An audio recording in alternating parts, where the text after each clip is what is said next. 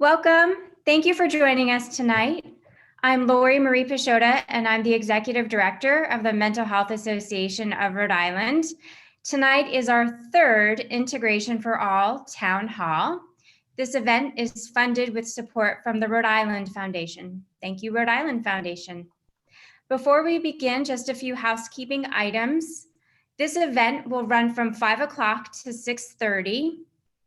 If you have a question for one of our panelists, please type it into the Q&A box rather than the chat box, and we will pose your questions to the panelists around 6 p.m. So we'll spend about 30 minutes on audience questions. This event will offer closed captioning services for people who need that, and it will be recorded and posted on our website in just a few days. So we are here tonight to talk about Olmstead plans. What is an Olmstead plan? In 1999, the United States Supreme Court ruled on a case called Olmstead v. LC. And the court found that segregation of people with disabilities is discrimination under the Americans with Disabilities Act. The court decided that states have a legal obligation to ensure that individuals who have disabilities have the opportunity to live, work, and receive services in the community in the least restrictive setting permitted by their disabilities. And this means that states must help provide things like supportive housing services, transportation, technology, employment supports, educational supports, community services, all the things that would prevent someone with a disability from becoming institutionalized. The court also noted that compliance with the Americans with Disabilities Act could be achieved if a state could demonstrate that it had a, quote, comprehensive and effectively working plan for moving people out of institutions into the community. An Olmstead plan is the framework through which a state intends to comply with this legal obligation. Rhode Island is one of about 7 states that does not have any type of a plan. And this has a direct impact on the lives of people with serious persistent mental illness, older adults, youth, people with physical, intellectual, and developmental disabilities. So we are here tonight to talk about the nuts and bolts of an Olmstead plan.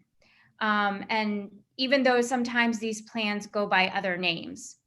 We are thrilled to welcome tonight's panelists to discuss how their states established their plans, how they've managed to fund their plans and keep their plans alive during this pandemic and economic crisis, and how they continue to implement the plans.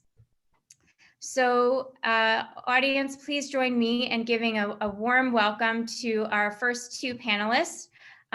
We have Roberta Rubin and Shelley Madore. Would you like to introduce yourselves to the audience? Roberta, would you like to go first and just say a few words about your experience with this type of a plan? Sure. So my role here is I'm the chief counsel at our Department of Housing and Community Development in Massachusetts. And we work very closely with our Health and Human Services agencies also, and we have an existing framework for that kind of collaboration through our Interagency Council on Housing and Homelessness. Lynn Tordo, who's the executive director, I think maybe speaking a little bit later as well.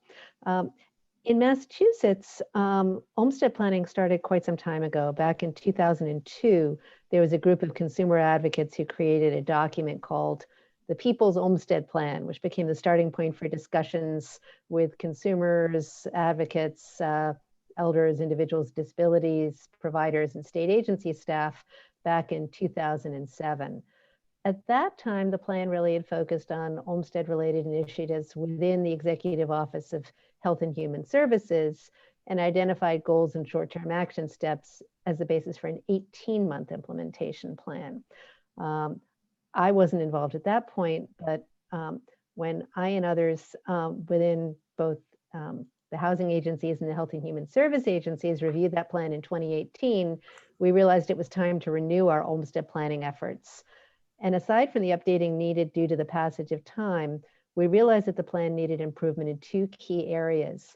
because the essence of the Olmstead decision is the obligation to enable people with disabilities to live, work, and engage in activities in the most integrated setting possible, the state's housing agencies needed to be at the table, and housing access needed to be a key element of our planning.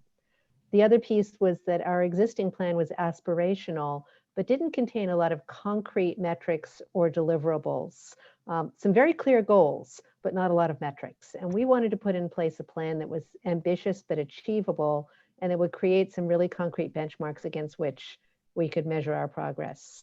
So I co-chaired our Olmstead Planning Committee, which worked for, I want to say, about a year and a half to update our Olmstead plan. We had the framework within our Interagency Council on Housing and Homelessness, which brings together about 26 Commonwealth agencies, including several housing-related agencies, a whole bunch of folks within our Executive Office of Health and Human Services, and also Labor and Workforce Development, Department of Corrections, our Education Department, Department of Transportation, to try to look at this holistically. Thank you so much, Roberta. And it's so wonderful to have you here, our sister state, Massachusetts. Shelley Madore, thank you so much for joining us from Minnesota. Minnesota, yes. But actually, I'm a long way from home. I don't know if you all can see this. I am born and raised Connecticut, and then spent 10 years in Massachusetts and Boston in finance. So I'm loving the sounds of what you guys will be calling my accent soon. But it's great to be here tonight with everybody. Thank you so much. And can you just say your role in relationship to your state's plan, please? Sure. I'm the director of the Minnesota Olmstead Implementation Office. So we've actually taken our plan and created an office that holds 12 state agencies accountable to implementing Olmstead visions into the work that they do. We have employment, we have transportation, we have housing, we have human rights. All of our, all 12 state agencies meet regularly in a sub-cabinet role. And we look at our plan and we monitor quarterly the progress that the state agencies are making and moving forward to their stated goals and objectives in the Olmstead plan. We are moving right now into our 4th revision of the plan.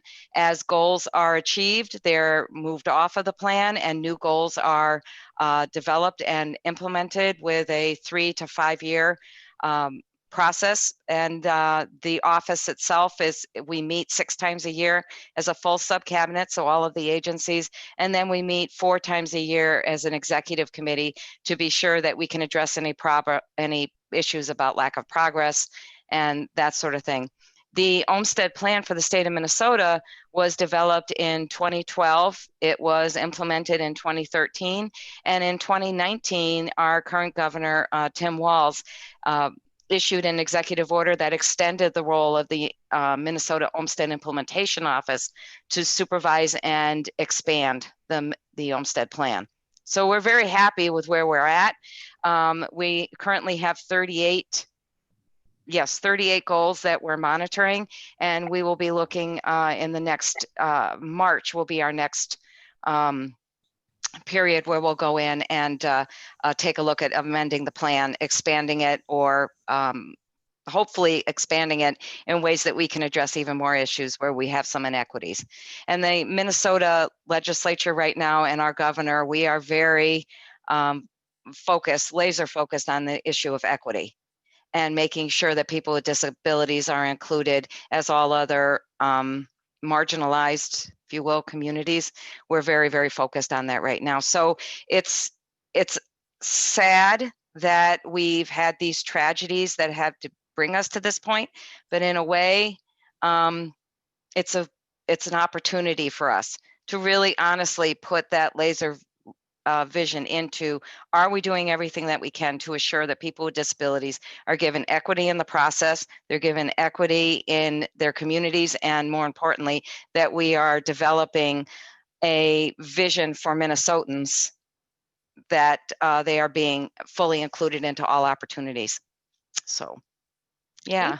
Thank you so much, Shelley. You and Roberta have really whet my appetite for this conversation. I can't wait to dive into all this juicy information. I see that Lynn Tordo was just able to join us. Lynn is also from Massachusetts. Lynn, would you like to introduce yourself to the audience and just state a few words about your relationship with your state's plan and how you're involved with that? Sure, I'm just having some issues with my computer, so I'm just going to have to join you for now by audio. So I'm Lynn Tordo. I'm the Executive Director of the Interagency Council on Housing and Homelessness. And this council is made up of 25 state agencies across all health and human services and housing agencies. And one of our charges, the ICHH is chaired by Secretary of Health and Human Services, Mary Lou Sutters, and Secretary of Housing and Economic Development, Michael Keneally. One of the first charges when I was appointed as the executive director back in October of 2015 was with my partner in crime here, Roberta Rubin, raised the issue probably at one of the first meetings that and thank you, Roberta, for doing this, I think, because it was a saga for the two of us, for a 2.5-year saga, but that we didn't have an Olmstead plan, and we didn't have a really a legitimate Olmstead plan. We had kind of a vision, but we had no real roadmap or goals, and more importantly, we had not included a broad array of stakeholders. So housing agencies weren't at the table for a community first plan that was really basically just kind of invested in a mass health waiver that actually never came through. And then there was, no housing agencies were involved. And I think that Roberta and I really had a vision that this was gonna, if we were gonna do this and we were gonna get the support of 25 agencies across the state and the governor's office, then we were going to do it right. And we wanted to make sure we had all of the stakeholders at the table.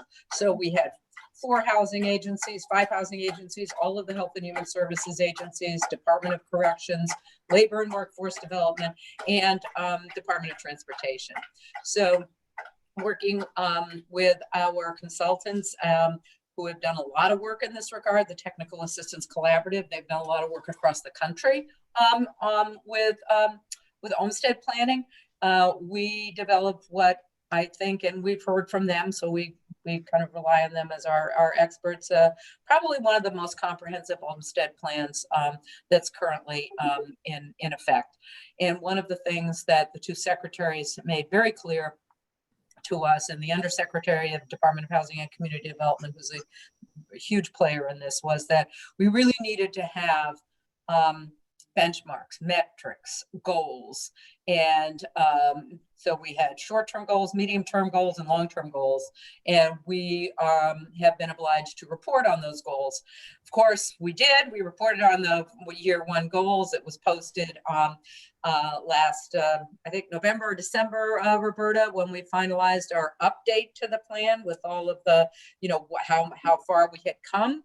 And then of course the virus hit. So we are continuing to do the work. There's some great initiatives that we've implemented, including the 3% priority program. We just heard today at our Supportive Housing and Production Committee meeting that the Department of Developmental Services has exceeded its goal of housing people with acquired brain injury.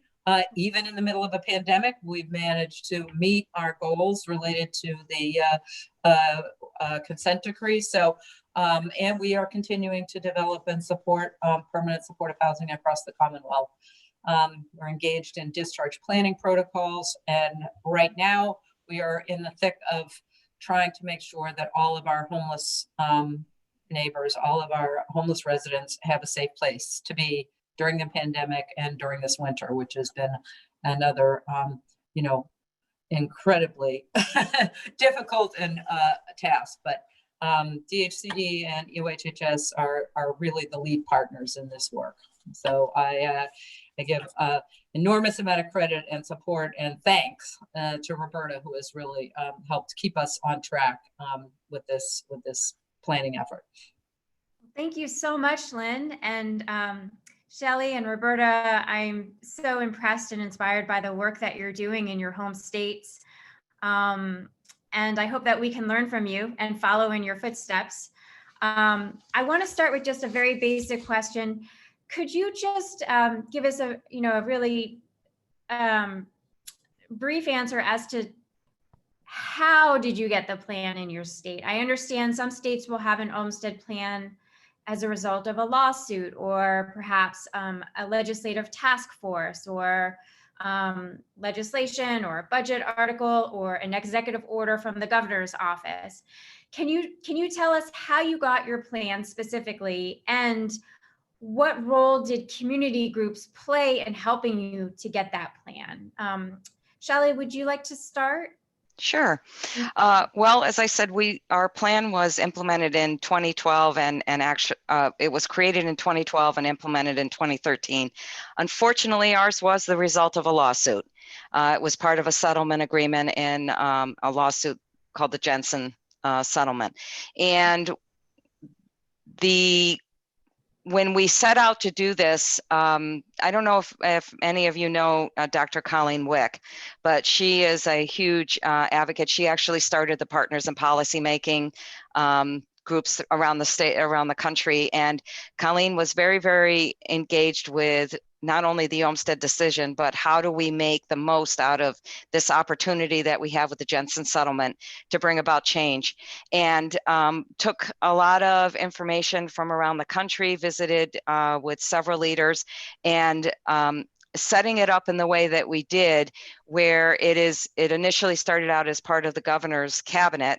And then that got a bit cumbersome because there really was nobody holding anybody accountable to anything. So they went back and they said, let's create an implementation office. So this office is responsible for collecting data, working with the state agencies, helping to bring people to the table. We had a significant outreach due to her efforts and other advocacy leaders here in the state to call in. I believe the number, don't hold me to it, but I do believe the number that we had over 7,000 comments on what is going on in the state of Minnesota for people who would like to transition from their cares, the institutions, into more integrated community-based settings. And then how did that work? What were some of the problems that people had experienced? So all of those comments were captured and really put a focus on what is the core issue that we have to solve, and what state agency is responsible for it. And that's how we developed our first list of goals and objectives for the Olmstead plan. And it has just, we've been very lucky that not only has the legislature embraced this, but as I said, both governors that have been involved with this since the beginning have also supported it. Well, that's terrific. Thank you so Mhm. much. And it's noble work. So I would be surprised Yes. if the governor didn't support it. Yes. We were lucky with the second executive order, or his executive order, in Executive Order 1913, that actually expanded the role of the OIO, the Olmstead Implementation Office, and asked to specifically look at equity and look at health disparities, which for a lot of us that are in this work, we know that that is something we know it exists, but we really don't want to know that it exists. But these state agencies have really gone out to try to address this. And we're very lucky because we work with agency leads and SMEs in every state agency. So we have top-notch people right from the get-go that are involved with not only is this a policy change that we need to make, is there an issue that we have with staffing, is it an issue with organization, and then putting together a plan to be able to address it, and then holding themselves accountable to those measurements. Mm-hmm. And those progress reporting. Thank you, Shelley. Mm-hmm. And Lynn and Roberta, you're both from Massachusetts. How did you get your plan, and what role did community groups, family members, advocacy groups play in getting that plan? Lynn, do you mind if I start off? Oh, please go ahead. Okay, so our plan did not come out of litigation directly. I mean, there have been lawsuits in Massachusetts, class action lawsuits. There was one that I think predated Olmstead relating to people with severe and persistent mental illness. And some of our existing programs grew out of that lawsuit, but they weren't specifically tied to the Olmstead plan. So for example, we have a special form of rental assistance that my agency administers jointly with our Department of Mental Health that specifically is designed to help people with severe and persistent mental illness. We have some capital dollars that are designed to support units reserved for people with various kinds of disabilities. So it's not that lawsuits weren't out there originally, but they weren't specifically tied to the Olmstead plan itself. And I would say the real impetus for our 2018 revisiting of the Olmstead plan came out of the structure of the Interagency Council on Housing and Homelessness, of which Lynn is the executive director. And in particular, we have a subcommittee on supportive housing production and services, which itself was the outgrowth of some legislation several years earlier that basically said, established a goal of creating, I think, 1,000 units of supportive housing within 3 years. Wow. And that really caused a bunch of agencies, health and human service agencies and housing agencies, to come together and figure, okay, how are we going to do this? And that working group now is part of the Interagency Council on Housing and Homelessness, but it helped to create some of the working relationships across silos. And then it's a living group. So actually, instead of creating 1,000 units of housing, I think we exceeded that by a factor of 2 or 3 over that 3-year period, which was very exciting. But then we had to think, well, what's next? And part of what was next was really kind of taking a look at our Olmstead plan. I remember I looked at it in the context of thinking about some fair housing issues for how to serve people with disabilities. And realizing that it didn't have those concrete metrics, and it wasn't a living plan to keep us honest and keep us accountable. Once that issue was raised, there was just sort of instantaneous buy-in by the secretary, the cabinet level folks, and by the governor to say, yeah, we should do this. And it should be a priority for the administration and for Commonwealth agencies. As far as stakeholders, we formed an advisory group that was 40 or 50 representatives. We actually put out an RFR to find out who was interested. So it was, there were some individuals with disabilities who were on the group. There were also representatives of a lot of organizations kind of representing a broad group of stakeholders. Housing organizations, affordable housing organizations, folks in the disabilities community, fair housing folks, so that there were a lot of voices heard. And that advisory committee met several times. And then we also did some public meetings and set up a website where people could submit individual comments. Ah, very smart, very smart. And I hear you saying that having precise objective goals with numbers attached to those goals is integral to having a living, breathing Olmstead plan. Good to know.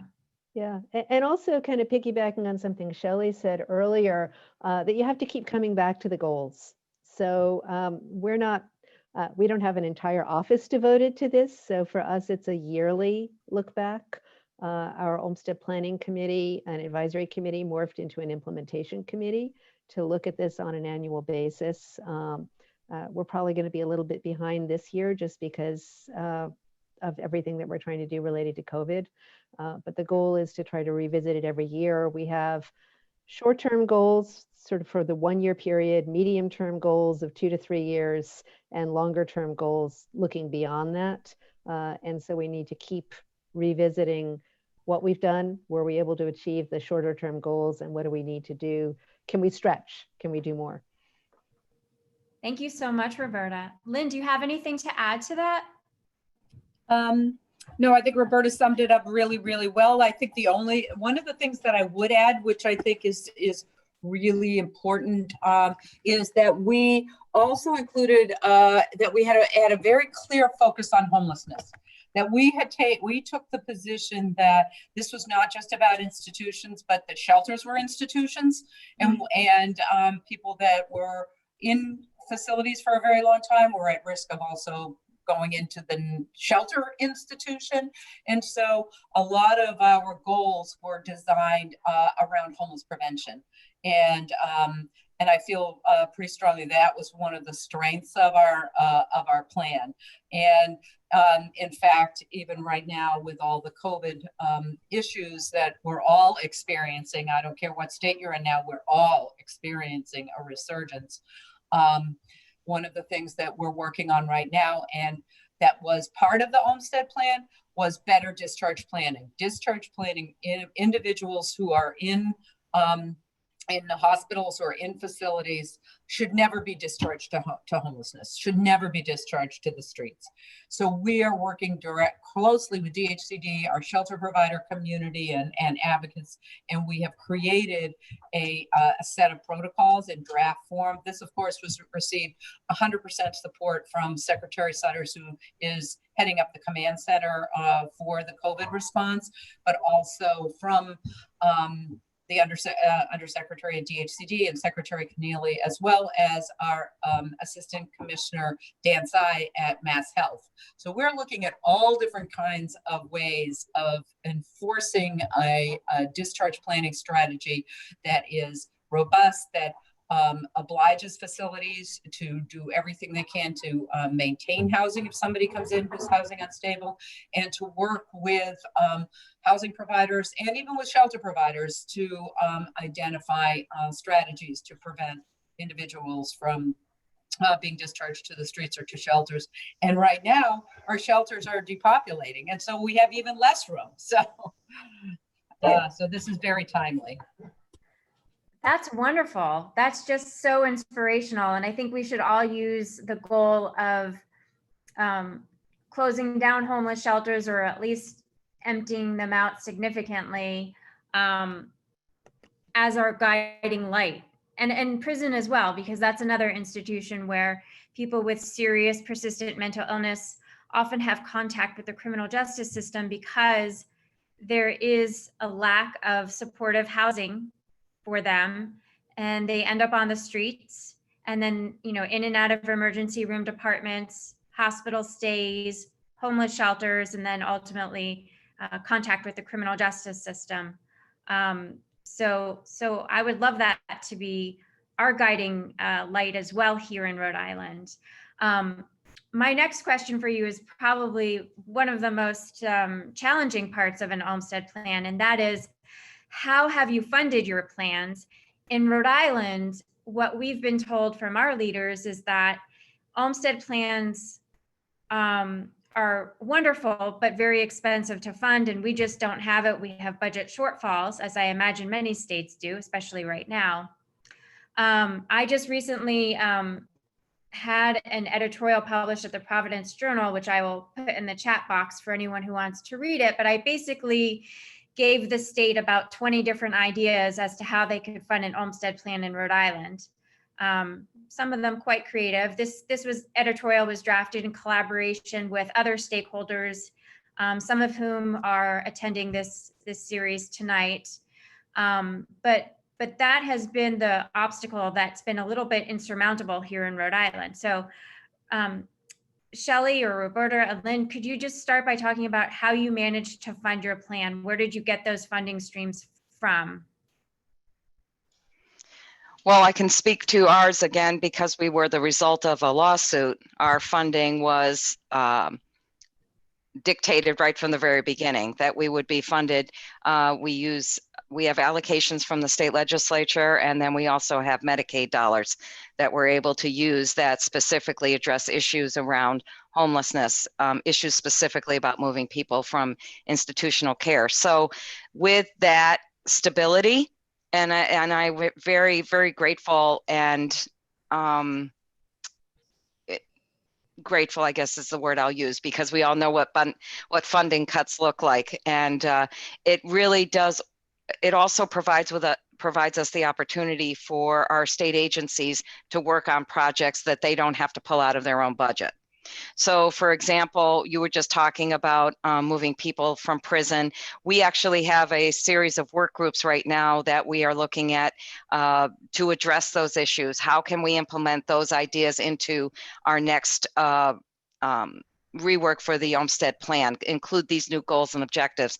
And that work does come from funding that is directly related to the OIO. I think if we were looking at state agencies to carry the load of the engagement, the data collection, the management of all that, I don't know if we would be as far along as we are. So for us, and we have a very specific, I guess I'll just go, we have a very specific set of goals that we want to be sure that we are funding. And really the only pressure we have on the agencies to perform is that they are working towards meeting those goals. But there is not a financial contribution that has to come from them. That comes from around the other two funding sources. So we're very lucky, very, very lucky. Thanks, Sally. Mm-hmm. Lynn or Roberta, would you like to take a stab at that question? Sure. One of the things that we started out with was kind of inventorying what we're already doing, because there are a lot of programs in Massachusetts already that funded either capital or capital dollars or service. We did get a commitment that came a little bit from a lot of different agencies to fund a consultant to oversee the stakeholder engagement process and help draft the plan, because that was more than any of our agencies could manage on our own. But some examples of the kinds of funding that we already had in place: state capital dollars for new housing units for people with disabilities, new supportive housing units, and accessibility improvements in existing community-based housing, both home modification loans and improvements in multifamily housing.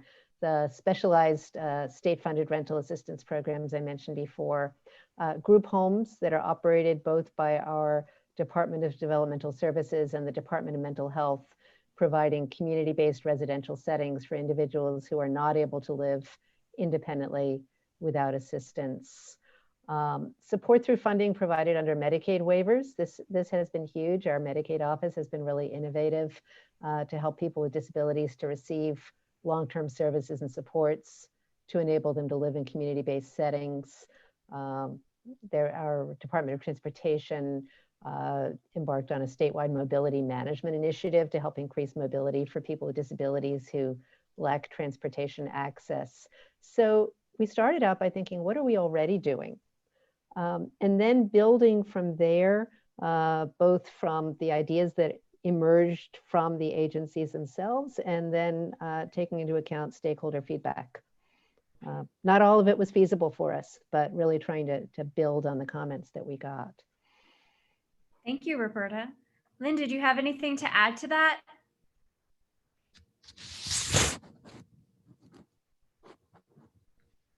I think your mic is muted, Lynn. Yeah, sorry, I'm having trouble with unmuting. My unmuting isn't working as well. No, I think Roberta's right. I mean, we didn't really have like because we didn't have a lawsuit, we didn't have kind of a dedicated allocation, but we're probably the only state in the country, or were for a long time, that had a capital bond program directly dedicated, as Roberta mentioned, to housing for people with mental illness, housing for people with developmental disabilities, and then subsequently another capital program that served people with other disabilities. And in addition, we've initiated new strategies around 3%. So some of our larger developers, if they are building units of a certain size, they're obliged to set aside a 3% of their development for persons with disabilities. And I think that, and then again, as Roberta pointed out, we have the alternative housing voucher program. So we have lots of pots of funding that were already dedicated. And I think or initiatives that were already dedicated to this purpose. And I think the Olmstead plan, to Roberta's point, really kind of allowed us to bring this all together, to have this array of resources set out and help as we set out the roadmap. We knew where to plug in these resources when we had a plan, a really concrete plan in place. Roberta, is that fair to say? Yeah, I think it is. And also what the plan did was it helped us identify where there were gaps, where there were other areas where even if we didn't have the funding available immediately, we acknowledged that there was a gap and something that we might need to either change agency policies or identify funding, shift funding around in order to try to address the gap. If not immediately, then over our medium term or longer term goals. Thank you all. So to convey what I think I'm hearing is that initially you sought stakeholder input from community groups and families and people living with disabilities. You took that input, you drafted a plan, you incorporated what already existed in your states. If you had programs or services or resources that were already serving the purpose of an Olmstead plan, you incorporated that into your plan. So it's sort of like checking off boxes right from the beginning. Got it, got it, got it, which feels good, I'm sure. And then it sounds like you also phased in other things incrementally over a 3 to 5 year period. Yeah. So typically Olmstead plans are 3 to 5 years long. Is that right? Or would they be longer, like 10 years? Well, for some of our goals, we tried to put in goals that were achievable in a certain period of time to build upon the next success. Okay. So that's why we hold ourselves accountable to quarterly reporting on those goals so that we can see, are we making progress? Are we not? If we're not, what can we do? But as you said, it is what we really tried to do here in Minnesota is to take a look at, number one, what's working, and really going out to the people has been, engagement is a huge part of my office, and making sure that we have ways for people to communicate with us about problems or issues that they want to have brought up. Like one of the process we have here is called dispute referral. So we actually invite citizens to get in touch with my office, not the state agencies, but my office, to say, this is a problem. This is what I thought I was supposed to get, or this is what I was supposed to get. I have not been able to, could you help me? And then we hold the state agency responsible to responding to us so that they're able to understand that there is that the consumer is our customer and that we have to be working very hard to be sure that people feel heard, and then we'll address it. Now, if it's something that comes up over and over again, that's an area for us where we would want to move forward and look at it as perhaps a plan amendment, that this is happening over and over again. So what can we do to fix this one issue? So we're really trying to zero in on what is working, the few things that aren't, let's fix it. And so that we can keep moving forward. But we have a lot of opportunities. Like we didn't focus just on housing, or of all the 12 of all the agencies, every single one of them are tied to one of our goals. So we're lucky with that as well, that we have such a wide group of people that are working on it. And sometimes it's just putting agencies together that never thought that they would work together on a project. Like we're doing an awful lot with homelessness as well. And also discharge planning with the DOC, is they're very involved with us right now, making sure that we're addressing that. COVID has brought about opportunities, and sad but true. So how can we capitalize on that? If the moment is now, let's seize it and let's move forward with it. Again, we have a governor that's very, very in tune with this issue right now for us. So Thank you, Shelley. If I can follow up on something you said, you mentioned that there is a dispute resolution process. mm-hmm. So that to me implies that you must have done an exceptional job of outreach into the community to tell people who your office is and what it's responsible for and when to reach out to you. How did you do that? We first did it, that's where Dr. Wick comes in. Her network throughout the state and provider, and her network with providers really was the first she was able to help move along this discussion and reach people that were actually receiving services. There weren't too many avenues for the state agencies to do that in the past, because, you know, providers, state agencies, do they really work directly with people with disabilities? Yes, they do, but how often? So that whole opportunity garnered, as I said, close to 7,000 comments.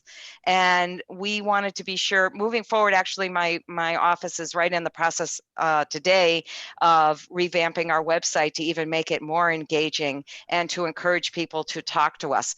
And by doing that, people are coming forward and they're highlighting these issues, and we can speak to it. We're trying to be transparent in the process so that people feel heard and respected. And we're really very, very much trying to work with the direct population and not having too many middle managers in there. That's why the dispute referral process has been so successful.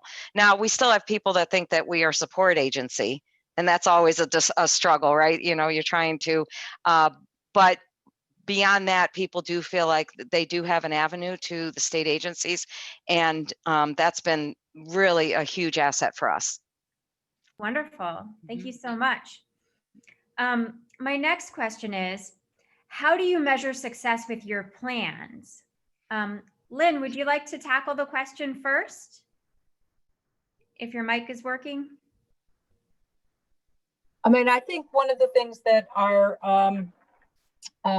metrics that our table has done is to allow us to set out reasonable goals. I mean, we did set out a set of goals, and we tried to be thoughtful and and not try to bite off more than we can chew. Make incremental progress. Make sure that we engage the right partners at the table.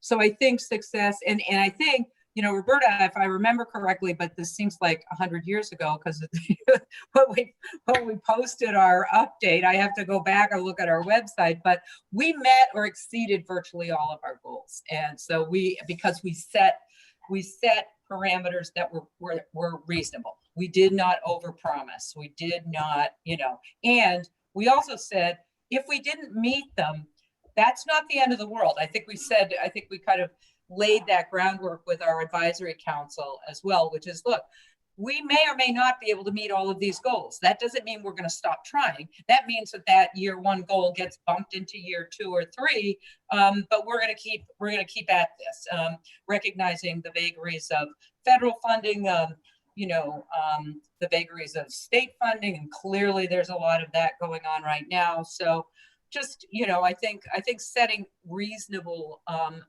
objectives and being thoughtful about meeting them. Roberta, you had any thoughts on that?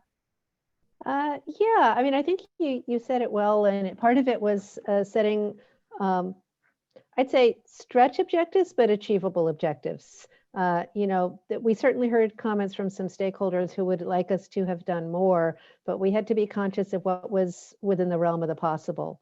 At the same time, we really wanted to challenge ourselves to continue to do more and not just rest on our laurels about what we had done. So as I think about success, I think about it in a couple of ways. Are we meeting or exceeding the specific targets that we established as benchmarks in our plan? And are we continuing to challenge ourselves to do more? So for example, in our supportive housing working group, we're thinking about what should our next big goal be in terms of creating more supportive housing, and what are the building blocks that we need in order to do that?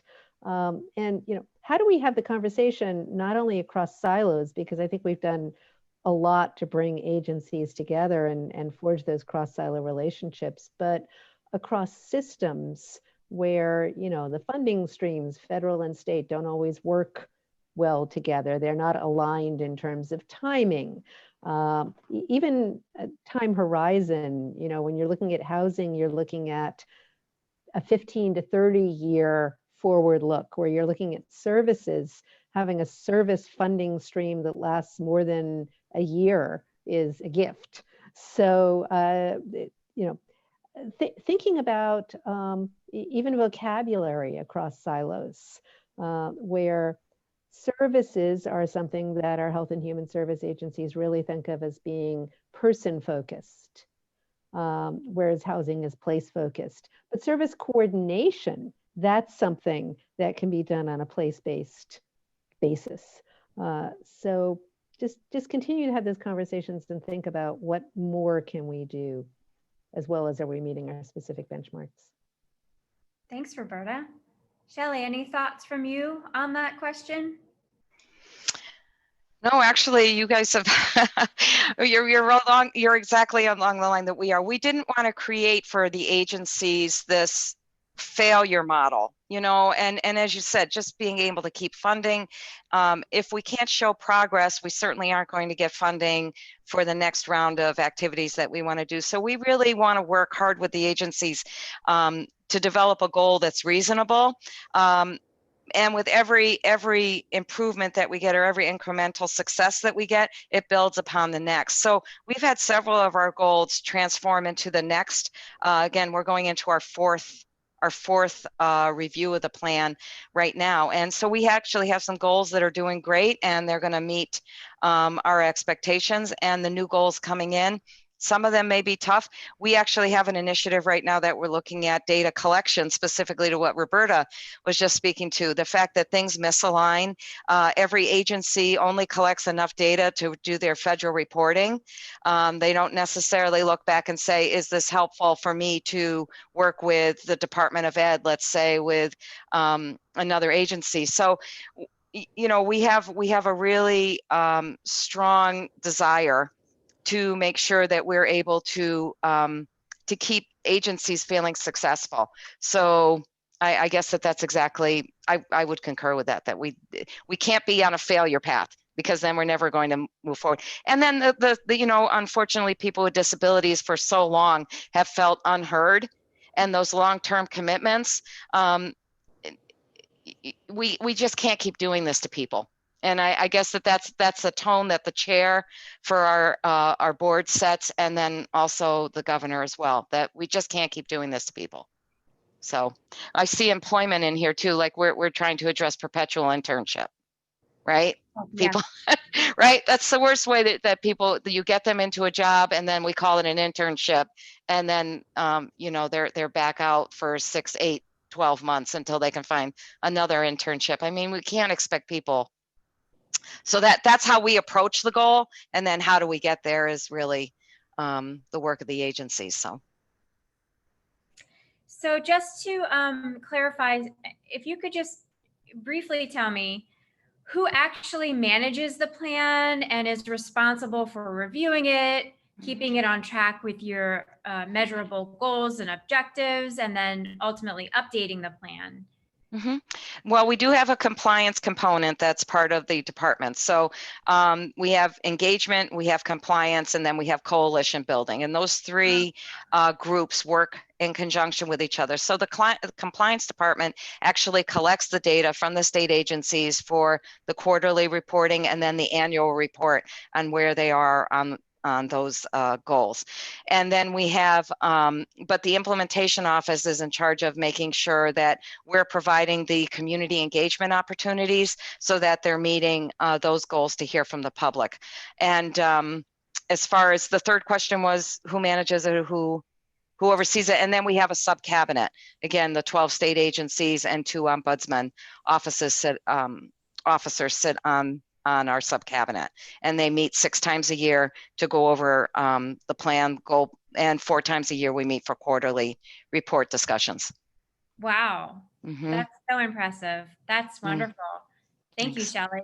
Roberta and Lynn, can you talk a little bit about who actually manages your plan and is responsible for making sure it's on track and holding everyone accountable to your goals and reviewing and updating the plan? Who does that in Massachusetts? I think we should, Roberta, I think we paid ourselves short shrift. I think we should have asked for money. Right? I think we should have, when we published the plan, I think we should have said, okay, we're going to have at least one person that's going to be dedicated exclusively to corralling our agencies and whatever. So as it is, it's Roberta and me who are who reach out and, regularly, up until like COVID, sorry, everything just kind of, we're continuing to do the work, but the coordination piece has taken a little bit of a backseat. But I think that, yeah, we have been just basically Roberta and I strong arm the agencies and tell them that they're gonna here's your table, your name is beside the goals. We were smart enough to do that at the beginning, and so you need to respond, and you have to respond by X date. And so far that's worked, but honestly, Roberta, I think we ought to think about getting, finding somebody we can pay to help do this. I've been thinking the same thing as I've been listening to Shelley. Yeah, I was just going to say, of a day job. Yeah, I just have to say, if you've heard of Minnesota Nice, well, remembering I'm from Boston. So what does that tell you, right? So I'm doing a lot of strong arming too, but at least we call it compliance here. But back east, it's strong arming. Yeah, that's great. I have to say, the agencies, they're doing the work, but it is challenging sometimes to get people on top of their busy day jobs to take time to feed information in, to do that cross-checking. But once they do that, we're finding that they really are very engaged in the work. Yeah. Oh yeah, the work is definitely getting done. It's just, I think everybody finds this, anybody that does any federal reporting and whatever, it's like, oh, just let me do the work. And then the federal government or others, and even your own state, and even us are saying, no, but you got to report. We got to have the data. We got to have the data. So, that is just, it's an addition, but providing data is an additional burden. It's a job. It's hard. Yeah. Yeah. Thank you. Thank you all. My next question is, how did you overcome resistance to establishing the plan in the first place? Do you have any tactics that you can share with us? Any advice? Well, we took care of that with a judge's order. So, we took care of that problem right out from the get-go. So, but we still have resistance. I mean, we still have issues. Legislators, they come in and they're like, why are you spending so much money here when this is another area of need? But we have been very lucky again that we have governors that have supported this right from their first day in office. And we've been able to take advantage of that. We've been lucky with that as well. I'd say some agencies were nervous in the beginning that the process could be used by advocates as a basis for lawsuits claiming that we're not doing enough, because, we can never do enough to immediately satisfy all of the need that is legitimately out there. I think part of what helped was documenting what we were doing and saying, we don't expect you to wave a magic wand. We don't expect this to be fixed instantly. But this is an incremental process. Everyone involved came to understand that we were actually doing a lot.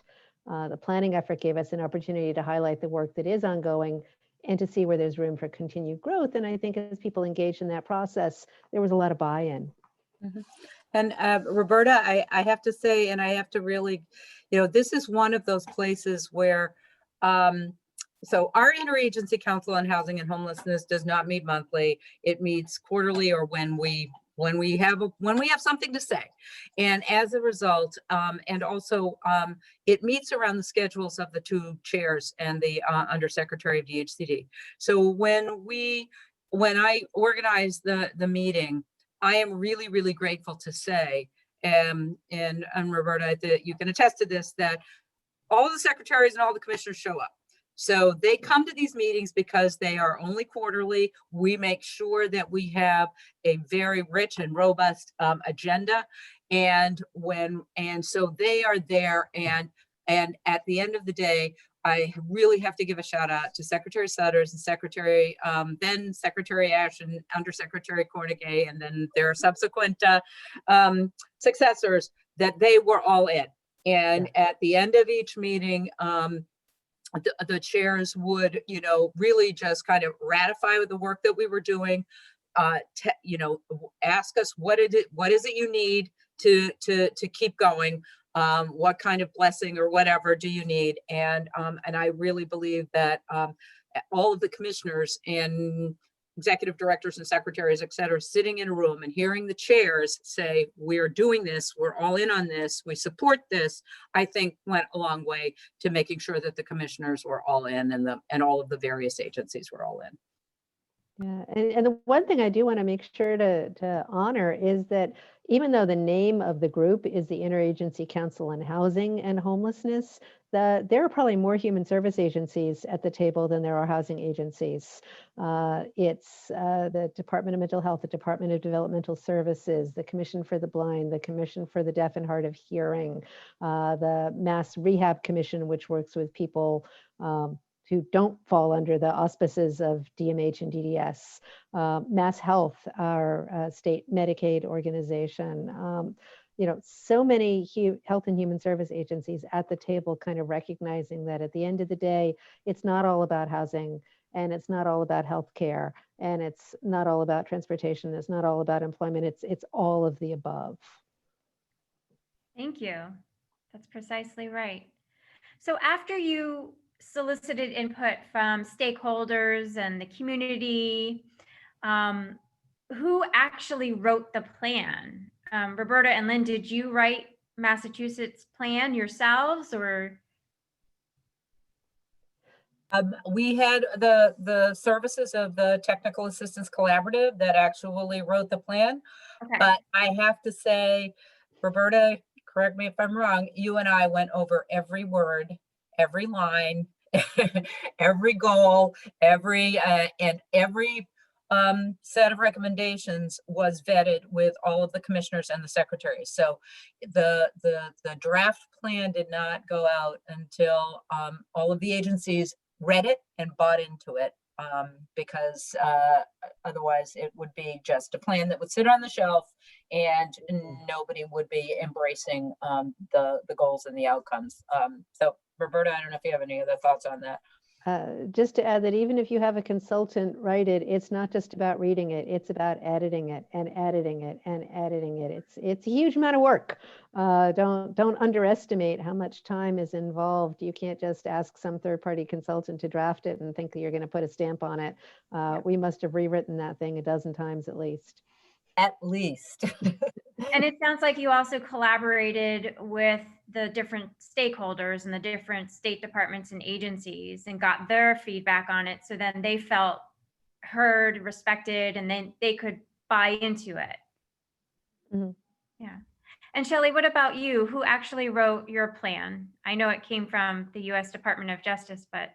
Mm-hmm. And that really, because the lawsuit was specifically targeted into the IDD community and segregated settings, institutional care, a lot of our initial goals were focused on those issues.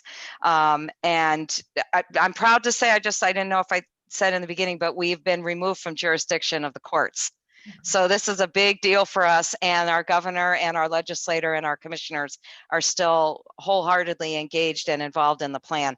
But those initial, several of those initial goals, dozens, I'll go with dozens, were specifically targeted at those issues. Now, as we've revised the plan year after year and added amendments to the plan and changed that, really our compliance area writes those plans and they are approved by the sub-cabinet. So it's all part of the OIO office. So we do that right now, but the initial ones were primarily drafted in response to the lawsuit. So DHS, their lawyers and their team wrote the initial goals that we had because so many of them revolved around DHS care. Thank you so much, Shelley. Well, it's 6 o'clock and I promised the audience that we would take questions from them. And we've had a ton of great questions come in. Let's see. Some of these we've already answered in our discussion. Let's see. Oh, here's a good one. Do your plans include the criminal justice system, for example, diversion plans? What would you say might help lead to success in developing cooperation with the criminal justice system, Department of Corrections, as well as police departments? Who would like to tackle that juicy question first?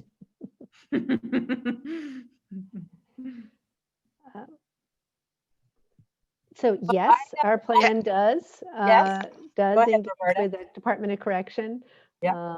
They're part of our interagency council that meets regularly, and reentry planning was a specific piece of it. It's a tough nut to crack, and so this is a work in progress, but it's Yes. definitely we're focused on. As a matter of fact, I had a meeting with folks from our Department of Correction earlier today. We're still working on it. So Lynn, do you one wanna of the add to things that, one of the things that, one of the immediate initiatives out of the, as I mentioned to you, was discharge planning.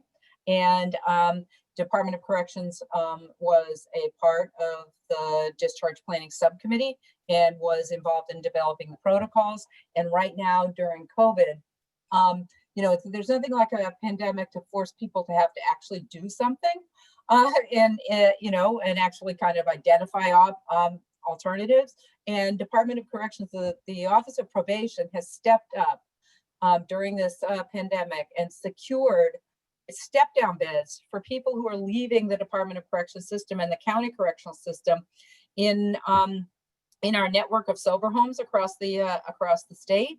So they also secured a couple of hotels where people who were being discharged that would have ended up in shelter. They've diverted them to hotels, and they have several hundred beds across the state that they are paying for through the end of this fiscal year, which is great, which is providing capacity for step down out of the correctional system. That's terrific. Our Department of Corrections also has been partnering with our Department of Veteran Services because there's some overlap with those populations as well. So our plan had a total of 7 goals that were related to reentry, and a couple of them specifically involved collaboration between DOC and the Federal Veterans Administration and the State Department of Veteran Services. And I did want to mention that not every goal has to be primarily about spending money. So part of it can be, for example, we had some goals around providing better reentry planning so that people, while they're still incarcerated, receive community-based referrals and understand what post-release services would be available, making sure that there are presentations within the correctional facility several times a year.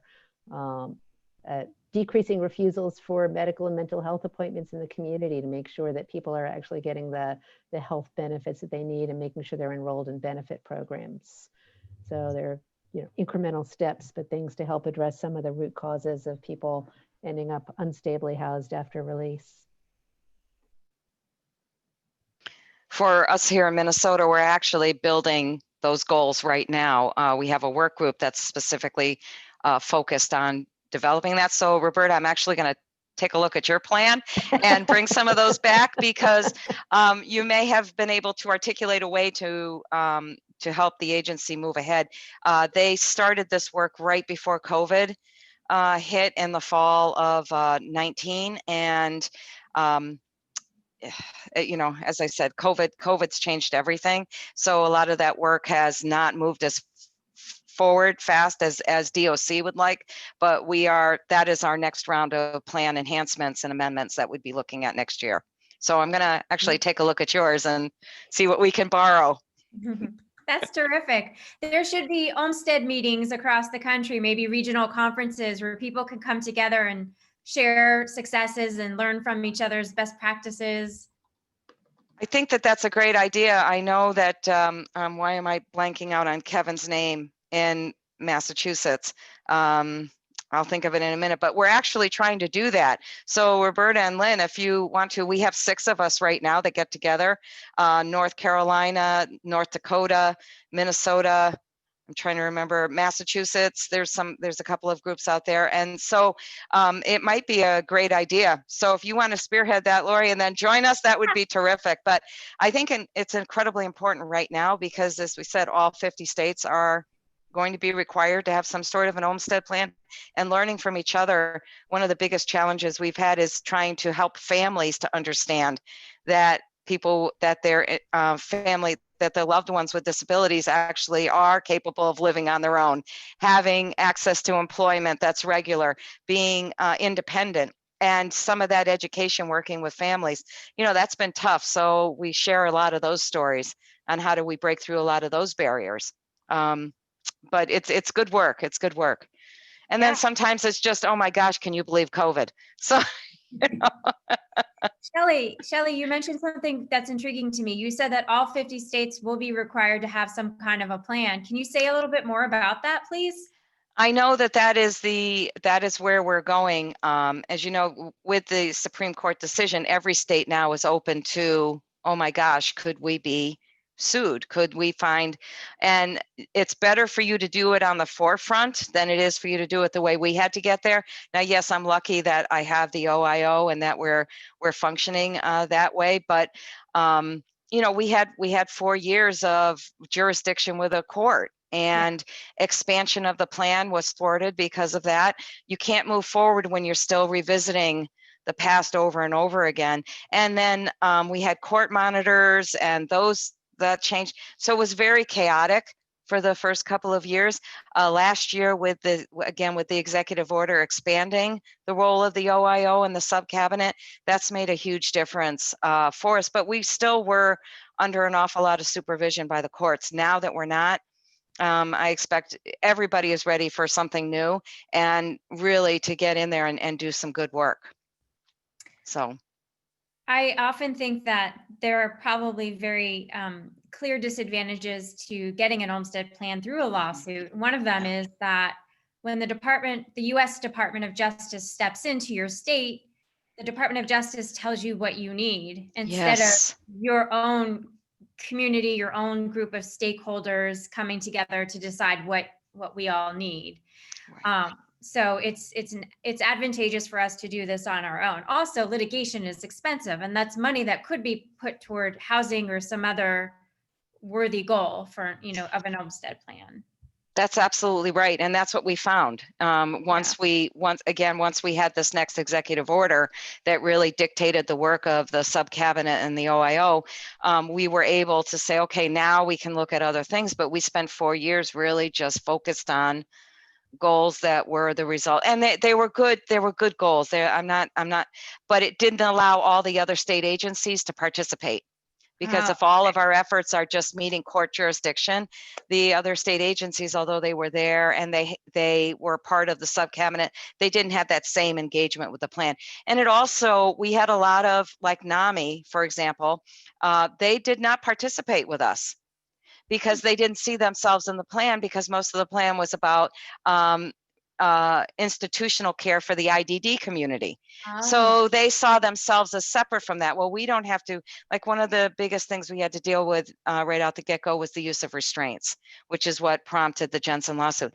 Well, NAMI didn't see themselves as a part of that. Now we're very lucky they've re-engaged and they're very excited about moving forward. But, we had a disconnect with a lot of communities that didn't see themselves on those few issues. So they disengaged and now they're able to come back. So that's made for a way more robust environment for us to take a look and explore some new ideas. Thank you, Shelley. Mm-hmm. Roberta, I have a question from an audience member that ties back to something that you said. You were talking about how the beginning of an Olmstead plan, let's say it's 5 years, the first couple of years can focus on that low-hanging fruit that's easy to achieve. The items that maybe don't have a price tag attached to them, because it's things like comprehensive discharge planning. Can you talk about some other things that were your first, the first goals you had early on in the first 1 or 2 years of your plan, that low-hanging fruit? What was that like? Well, to some extent, because we had a lot of existing programs, the low-hanging fruit was continuing those programs and growing them incrementally. Okay. So thinking about if we have a budget of X, what could we potentially grow it to next year or the year after, and how many more people could we serve by doing that?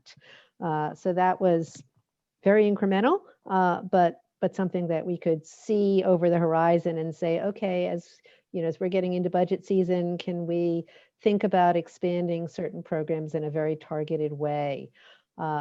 I think the longer event horizon things were really where it would be calling for a brand new program, for a lot of additional resources, for doing things really differently than the way we do them now, which you can't roll out at the drop of a dime, or areas where we felt that we would need a lot more stakeholder engagement in order to be able to do something really effectively. But our short-term goals, well, we have about 30 pages of a chart with goals. Wow. A lot of text in there, but some of it was very specific commitments of resources, and number of units to be produced, number of vouchers to be committed, as well as, one of the things that we were doing was looking in our state rental assistance program to have some policy changes that were within our control. So raising our ceiling rents,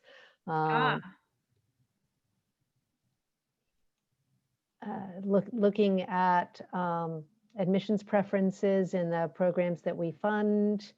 I'm actually glancing at our chart right now.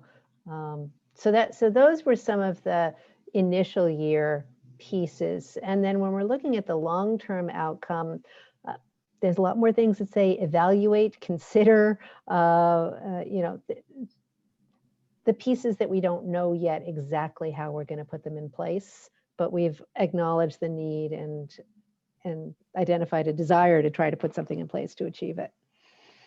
Thanks, Roberta. Thank you. Shelley, do you have anything to add about the easy targets that you put early on in your plan? Yeah, early on was a lot of the work that we did. Let's implement consistency with discharge planning. Let's be sure that we're reducing, again, incrementally, but we're showing progress in reducing the use of restraints or access to transportation, the lack of access to transportation. So when we were thinking about that, the same thing, those were things that we could do. And a lot of our plan now for our plan amendments start off with consider this, address this, investigate that. And by doing that, we're able really to zero in on what the problem is so that we can create a goal to address it, rather than let's just change the entire DHS system. Let's just change housing all the way around. You're not going to get anywhere with that. And the agency staff, they're exhausted by not, they need to see those wins too. So the whole plan is built around stakeholders of both sides, if you will, state agencies and the general public feeling like there is progress here to be made, and it's very good work. So, but we have an awful lot of those words that don't cost anything. And I think that that's part of the process. I don't think we can actually get away from that. Do you feel that your plans had any kind of benefit in dealing with the pandemic? Did they make it easier? Or, I mean, certainly if you're keeping people off the streets, that's a benefit during a pandemic, I would imagine. I can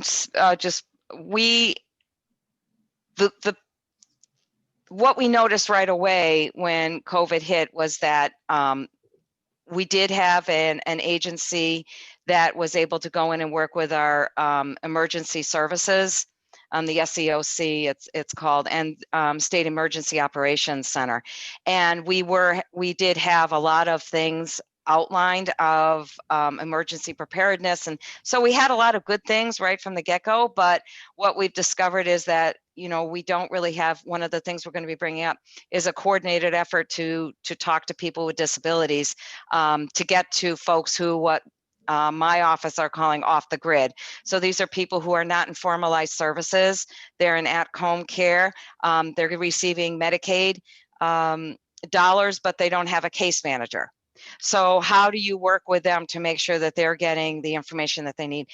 These things are the things that are bubbling up now, and we're realizing that we have to address this sooner rather than later. So it's given us a chance to review But the good things that we found out about it was that we were able to quickly pivot providers to be able to deliver day service programs and things like that in a way that kept people safe.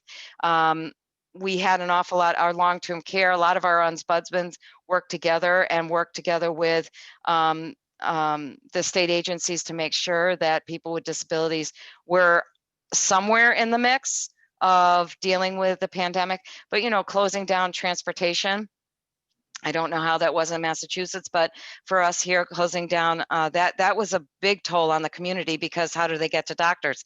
So we actually used some of our dollars to actually develop transportation services to support getting people to physicians and to clinics without having to worry about if they were symptomatic or not. So we had a lot of our transportation providers that wouldn't take anybody that looked sick or were going to a hospital for fear of getting COVID.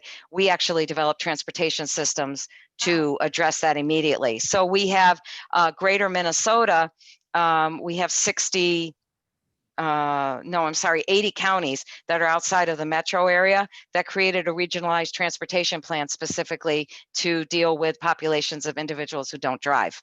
And a huge part of those, that pocket, were people with disabilities. So we created that, and then we used those transportation dollars to deliver that service. And in the metro area, we have 7 counties that are part of that. We created the same program. So it was delivered a little differently because obviously the square footage was very different versus 80 counties. We have and just so you know, Rhode Island, we could fit about 20 of you here in Minnesota. So, okay, but you know, we worked really hard right from the get-go. Well, how are people going to get there if they're denied rides? And so we addressed that right from the get. So, and we have an at-risk, we have work groups that were working with the governor's office. One of them is called the at-risk that I sit on. And those were the things that we talked about right away. Bedside support individuals, we were able to get that passed pretty quickly. So I feel like we did. We had a lot of opportunity to engage in the process. There's still work to do, but we addressed a lot of concerns up front. Yes, congratulations. Well done, Shelley. Roberta or Lynn, do you want to add to how your plan helped with COVID, if at all? I'll just say one thing, and then Lynn would love to turn it over to you. I think just having that interagency engagement and that structure really was helpful. One example would be as elderly, elder care facilities were really hard hit. A lot of our elderly housing, people were panicking. We have a large supply of elderly state-aided public housing that we oversee in addition to whatever federal units for elderly there are. We had to be really thinking about balance because we put out a ton of guidance, and we worked very closely with Elder Affairs on this, because on the one hand, a lot of facilities wanted to just ban anybody from the outside. No, nobody can come in. And then on the other hand, we knew that a lot of the residents who were living independently were doing so because of services and supports that they were getting from personal care attendants, visiting nurses, what have you. So part of what we were doing is just working collaboratively with our sister agencies to make sure that we were appropriately balancing the safety in the COVID world with the ability to continue to make sure that those services would be available both within the public housing network and also in the privately assisted housing. Excellent. Thank you, Roberta. Lynn, do you want to add to that? Sure. I think one of the things that that was COVID related, where there was the interagency collaboration, was also around the work that's the DHCD is spearheading on eviction prevention. So working DHCD and Housing and Economic Development taking the lead, but we are that EOHHS agencies, the family resource centers, and are very much a part of the information dissemination. They're the early warning system, for instance, for vulnerable populations who might need access to mediation or attorneys or whatever. So the UHHS agencies are acting as a again, as an early warning system, and providing a no wrong door, so that they know what their resources are, they know how to access the resources, they know who to call if a person is experiencing housing instability, and they're able to step in and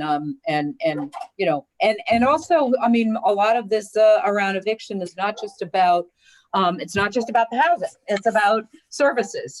This is people that have experienced a lot of trauma in this whole process. And I think that, evictions and, non-payment and, and that kind of thing are very much reflective of not just the economic insecurity, but the psychological and emotional insecurity. And I think that partnership of the UHHS agencies around this and DHCD is very important.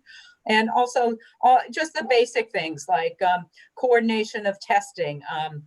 Now that we finally have a sufficient rapid testing, we are deploying that to shelters that DHCD oversees, and deploying that to, public housing in public housing areas. I mean, so the work is the interagency work continues, on steroids when you have a pandemic, and it's so important that you're able to take those existing partnerships, those existing relationships, that in good times you were busy, building housing, providing services and whatever. And now you are you as the housing agencies and the health and human services agencies are acting as the front door to provide support during this traumatic time. Thank you, Lynn.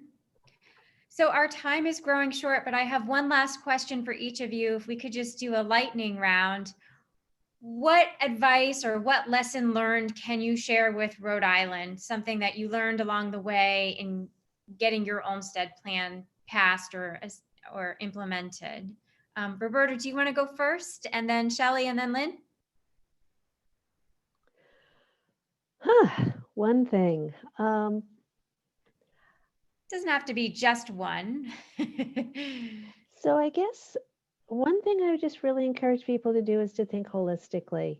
It's very easy to focus in on one specific area, but there's just so many different ways in which we can move the needle. And so even if you don't have a lot of dollars right off the bat, there are even ways in which you can use the power of the purse that you do have as a state agency to move the needle. One little thing that we did, for example, was that under the Americans with Disabilities Act, local governments are supposed to have self-evaluation plans relating to accessibility for people with disabilities. And a lot of them did, but not all. And so we worked with our Mass Office on Disabilities to put together a form of memorandum of understanding where if a municipality didn't have one, if they were going to get certain kinds of resources from our state, they had to at least commit to put one in place within a certain period of time. We didn't, slap them and say, okay, you don't have one, you don't get any money, but we created the mechanism to make sure it would happen, and Mass Office on Disabilities put a little bit of money and a lot of technical assistance towards it. And I think something like 30 more communities have in fact adopted self-evaluation and transition plans now. So, little things that you can do even if you don't have immediate infusion of resources. Brilliant. Great idea. Thanks, Roberta. Sorry, my dog is about to go crazy, so hopefully. But, I guess there's two things. One is another focus of our plan that we worked on was person-centered planning, and making sure that throughout all state agencies, it was a #1 priority, and developing those plans that are focused on that. But I guess I would also, with the holistic, is don't be afraid of the population. So much work that's come about over the years has been because of litigation. And I think that creates a barrier for people to feel like they can talk to an individual with a disability or to engage with those advocacy groups. And they want the same thing that the state agencies do. They want people get into this business because they want to help and they want people to be the best that they can be. And people with disabilities understand that as well. And when they're involved, and so that's one of the approaches that we've taken is don't be afraid of the community and really ask those tough questions of them and listen. You're going to get some very interesting feedback, and I bet for a lot of states that are fearful of expanding this into transportation or outside of something like housing, but when you're thinking about it in terms of employment too, what is it that people want to most? They want to have access to employment that's sustainable and that they can build a career on. Well, that's a simple thing. Explore that, bring the agencies together. So that is something I really do. That's what I hear a lot of people when I hear other states call us, is they're like, well, did you talk to the community? Yeah, we did. And they're very active and they want to be engaged in this. They want to be part of the solution, because they understand that's the only way things are going to get done. So if that's helpful, that's one. That's great. Thank you, Shelley. Lynn, any words of wisdom or advice for Rhode Island? I don't know that I have any words of wisdom. I think mainly I think for Roberta and I, some of this work was fairly instinctive. I mean, I'm not, brilliant on how on serving. I mean, I've been in Health and Human Services for 25 years, so I'm very familiar with the work that goes on in the agencies, but I'm not a clinician and I'm not a doctor and whatever. So I think just bringing your good instincts and your goodwill to the table to try to solve problems and to try to address gaps. I think it's important that you get full buy-in from leadership and from your agencies. And to your point, of course, Shelley, of course, is engaging the community, because this is something that we're doing right now with the implementation of our state youth plan to end homelessness. Is the youth voice is critical. The voice of people with disabilities is critical. Assuming you know what they want and what are their priorities it doesn't fly. So absolutely including them, going with kind of, what's the common sense and incremental work that we can get done that will make a difference. In many cases, the smaller things can make the biggest difference, than even throwing, $10 million at something. So those are my thoughts. Terrific. Thank you all. The three of you are doing just amazing work, noble work, and I've learned so much tonight. This is a really terrific conversation. I'm committed to making sure Rhode Island has an Olmstead plan within a year.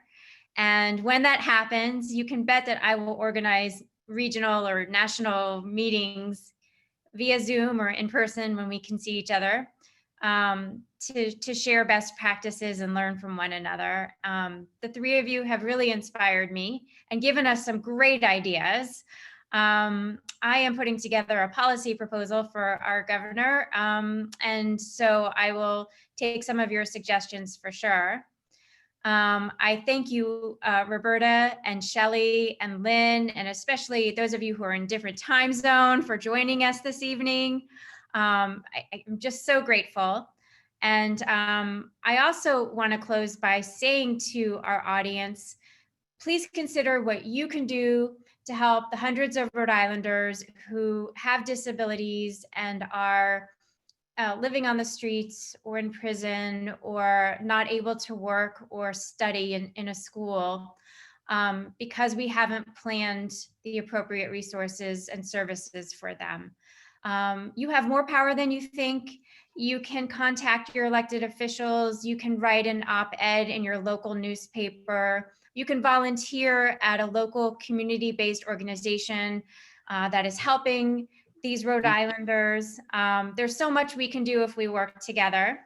And lastly, I would certainly be remiss if I didn't say this, but many of you on this call know me and know that I approach this work as a mental health consumer. And I just want to remind everyone that we are living through some extraordinary challenges right now, historical challenges, and it's okay not to be okay right now. If you're feeling more stressed than usual, if you're feeling anxious, depressed, if symptoms of a condition are being exacerbated by what's going on in the world, that is totally understandable. Help is available. You're not alone. Providers here in Rhode Island can see you either in a video chat like this or on the phone, and some are even still seeing patients in person if that is your preference. If you need help finding a provider, you can contact the Mental Health Association, or you can contact BH Link 24/7, and their number is 414-LINK, LINK. That's all I have for you all tonight. Thank you to the audience for joining us and giving us your time this evening. And thank you to our guest panelists. We really appreciate all the advice and wisdom and experience that you shared with us. And I wish everyone well and have a happy holiday season. Thank you so much. It was great. Thank you. Hey. Thank you. This won't be the last you hear from me. Lori, can I give you one more piece of advice? Absolutely. You should always put a quantity. Here, there isn't a single meeting that I don't walk out of saying 600,000 Minnesotans have some sort of chronic and long-term disability, and we have to be inclusive of those people. So every single time I go out of a meeting, that's they're like, oh geez, here she goes again. But you got to keep repeating it because people don't realize just how many. It's 1 in 4 now.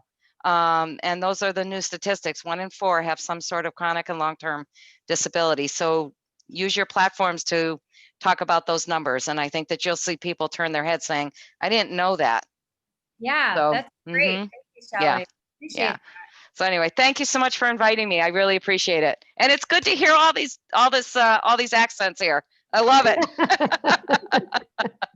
Thank you all. Thanks so much. Have a good night. Thank you, everyone. Great night, everyone. Thank you so much.